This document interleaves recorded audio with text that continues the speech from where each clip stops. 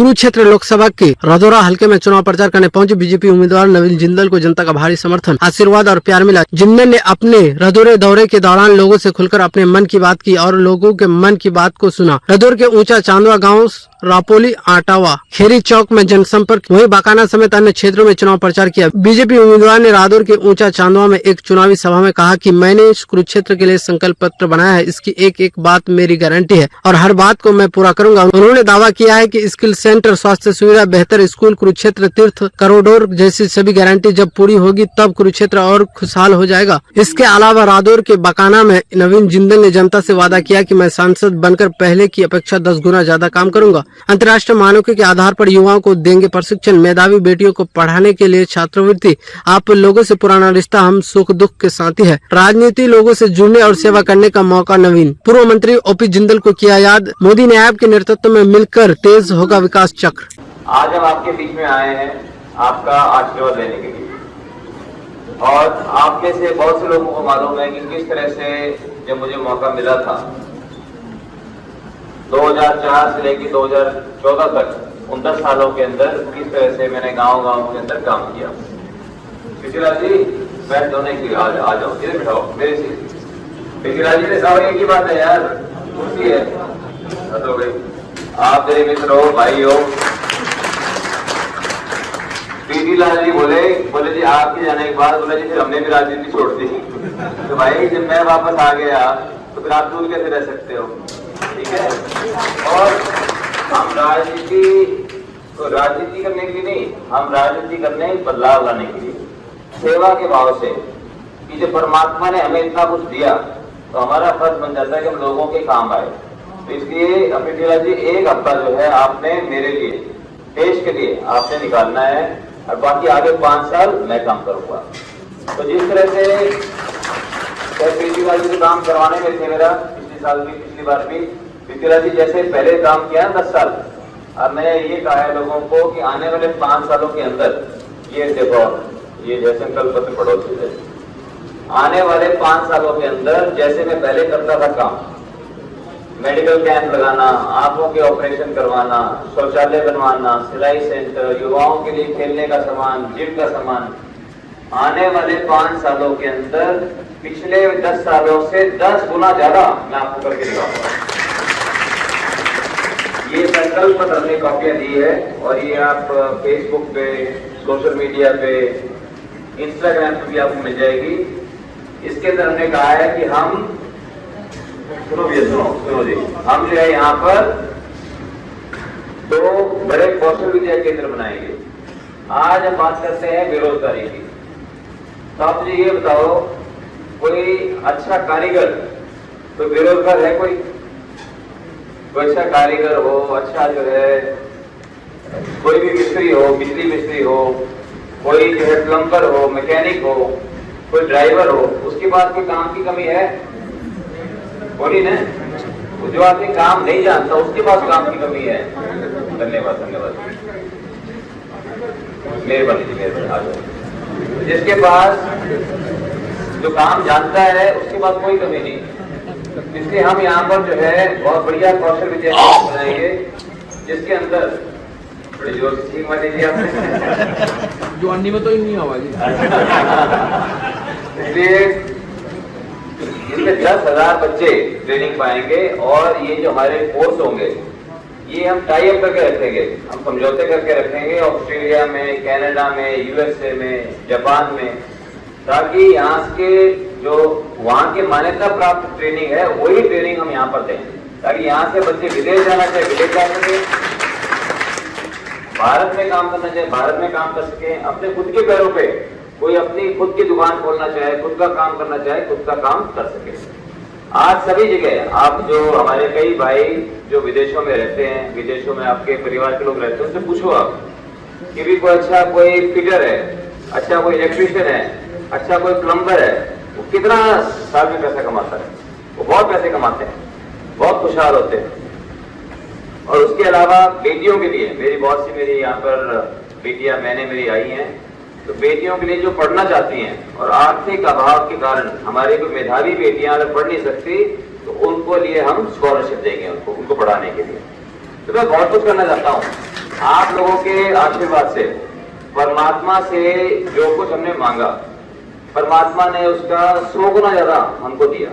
तो हमारे मन में क्या है कि हमारे मन में यही है कि एक रिश्ता है आप लोगों से, एक बहुत पुराना आप लोगों से रिश्ता जुड़ा हुआ है, बाबूजी का जुड़ा हुआ रिश्ता है। और ये कोई राजनीति करना, आना, चुनाव लड़ना कोई आसान बात नहीं है। ये तो एक बहाना है, बाबूजी बोलते थे एक बहाना है लोगों से जुड़ने का। आज हम आपके घर आए हैं, आज हम आपके घर आए हैं, हाथ जोड़ करके वोट मांग रहे हैं। तो कल को आप कोई बात हो गई, कोई जरूरत होगी तो आप हमारे घर भी आओगे। अगर मैं आपके घर ना आऊं, आप कभी हमारे घर आओगे? बताओ जी। जो हमारे घर नहीं आता, क्या हम उसके घर जाते हैं कभी? बोलिए आते ना? तो हाँ की बोलो ना बोलो, ठीक है, उसके घर नहीं जाते हम। लेकिन जब हमारा एक रिश्ता बन जाता है, रिश्ता बन जाता है, तो फिर हम सुख दुख के साथी बनते हैं। हमें पता लगता है जमीनी हकीकत क्या है, क्या कमी बेसी है, क्या जरूरत है लोगों को, और आदमी धरती से जुड़ता है। इसलिए आपके पीछे हम आए हैं। और अब जो है मैं बहुत मजबूती के साथ, हमारी बहुत मजबूत टीम है भारतीय जनता पार्टी की, और मुझे बहुत सबका जो है बहुत एक सबका समर्थन टीम का पूरा मिल रहा है। और हम माननीय मोदी जी के नेतृत्व में हरियाणा के अंदर हमारे माननीय मुख्यमंत्री नायब सिंह सैनी जी के नेतृत्व में हम सब मिलकर के काम कर रहे हैं। आने वाले 5 सालों के अंदर पहले से 10 गुना ज्यादा मैं आपको काम करके दिखाऊंगा। ये हम सब के लिए एक सुनहरा अवसर है कि जो कल तक हमारे यहाँ से सांसद थे नायब सैनी जी, आज वो हमारे प्रदेश के मुख्यमंत्री हैं। वो एक एक गांव को जानते हैं और यही चाहते हैं कि वो विकास हो। नरेंद्र मोदी जी उन्होंने संकल्प लिया कि देश को एक विकसित देश बनाना, जिसके अंदर हर वर्ग का, हमारे किसान भाइयों का, मजदूरों का, SC/BC का, माताओं का, बहनों का, बच्चों का, नौजवानों का, सबका एक उज्जवल भविष्य हो। और एक ये हमने संकल्प पत्र निकाला है कि जो सरकार करेगी उसके अलावा, वो तो स्कीमें है ही, जो सरकार करेगी उन स्कीमों को भी हम लागू करेंगे। इसके अंदर 2 मैं ट्रेनिंग सेंटर बनाऊंगा, भारत के सबसे अच्छे नहीं, 2 दुनिया के सबसे अच्छे ट्रेनिंग सेंटर सैकड़ों करोड़ रुपए लगाकर, जिसके अंदर 10,000 नौजवान हमारे बेटे बेटियां ट्रेनिंग पाएंगे। ट्रेनिंग पाकर वो बड़ी बड़ी कंपनियों में उनको रोजगार मिलेगा, वो अपने खुद के पैरों पर खड़े हो सकते हैं। विदेश जाना चाहेंगे तो विदेश भी जा पाएंगे। और बेटियों के लिए, मेरी बहुत सी यहाँ पर मेरी बहनें आई हैं, बेटियों के लिए जो बेटियां पढ़ना चाहती हैं लेकिन आर्थिक अभाव के कारण नहीं पढ़ पाती, उनको हम स्कॉलरशिप देंगे, उनको हम पढ़ाएंगे।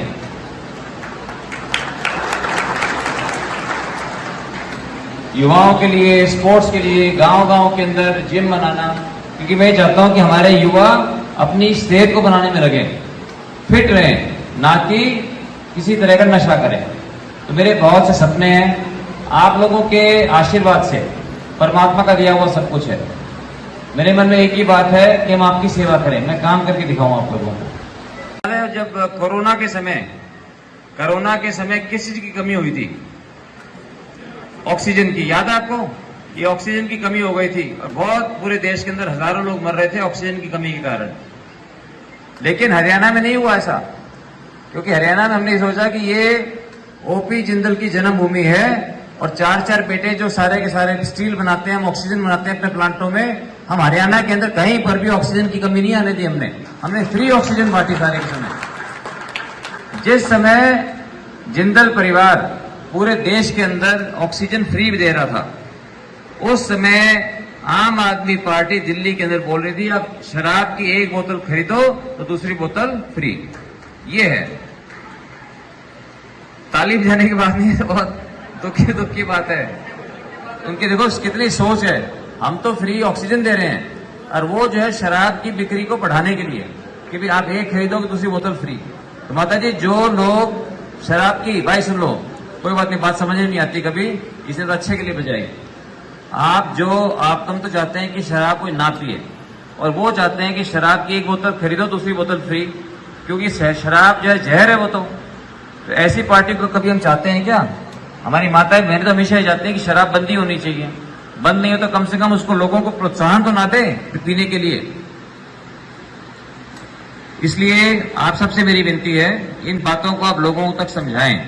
जब हम समझाएंगे, और आपको ये भी पता होगा कि उनके ऊपर एक नया दिल्ली के लेफ्टिनेंट गवर्नर ने आम आदमी पार्टी के ऊपर एक आरोप लगाया है और कहा कि एनआईए से इसके ऊपर जांच होनी चाहिए कि उन्होंने आतंकी संगठनों से 125 करोड़ का चंदा लिया, आतंकी संगठनों से।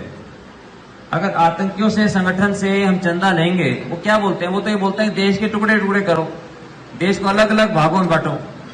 क्या ऐसी पार्टी हम चाहते हैं? तो फिर इन बातों को लोगों को बताना पड़ेगा, और बताना पड़ेगा कि हम जो है, नवीन जिंदल हमारा खुद का अपना है, भारतीय जनता पार्टी अपनी है, और हम जो है हर वर्ग को सबके साथ लेके चलेंगे।